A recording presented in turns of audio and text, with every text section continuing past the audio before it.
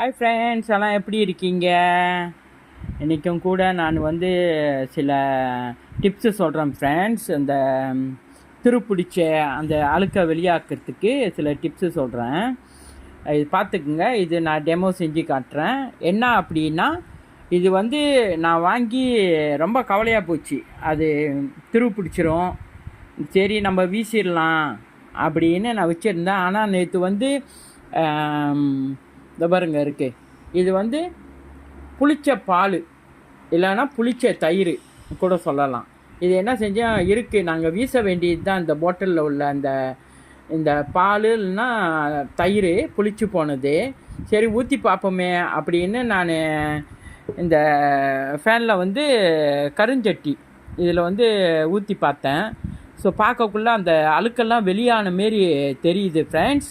நான் என்ன செய்கிறேன், நான் கழுவிட்டு திருப்பியும் உங்கள்கிட்ட காட்டுறேன் எப்படி இருக்குன்னு. தேங்க்யூ ஃப்ரெண்ட், கொஞ்ச நேரம் நில்லுங்க. இந்த பாருங்க ஃப்ரெண்ட்ஸ், அது கரையெல்லாம் வெளியாகிடுச்சு பாருங்கள். அந்த துரு பிடிச்சதெல்லாம் வெளியாகிடுச்சு.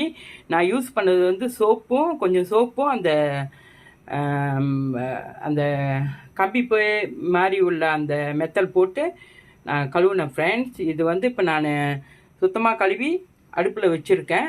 அது காஞ்ச ஒன்று எண்ணெய் போட்டு நான் வச்சுருவேன் ஃப்ரெண்ட்ஸ். பார்ப்போம் எப்படி இருக்குன்னு அதோட ரிசல்ட்டு.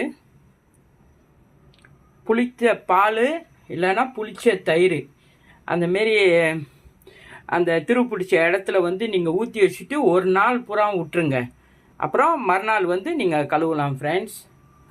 பாருங்கள், ஏன்னா எனக்கு இது வீசுறதுக்கு மனசு வரல. ஆன்லைனில் தான் வாங்கினது. பாருங்கள் எப்படி இருக்குன்னு நான் உங்களுக்கு தெரியப்படுத்துகிறேன். ஓகே ஃப்ரெண்ட்ஸ், இந்த பாருங்க ஃப்ரெண்ட்ஸ், எண்ணெய் போட்டு நான் தொடச்சி வச்சுருக்கேன். அது ரிசல்ட் எப்படி இருக்குன்னு பார்ப்போம் நாளைக்கு. ரொம்ப தேங்க்ஸ் ஃப்ரெண்ட்ஸ். என் சேனலை சப்ஸ்கிரைப் பண்ணி ஷேர் பண்ணி லைக் பண்ணுங்கள் ஃப்ரெண்ட்ஸ். தேங்க்யூ.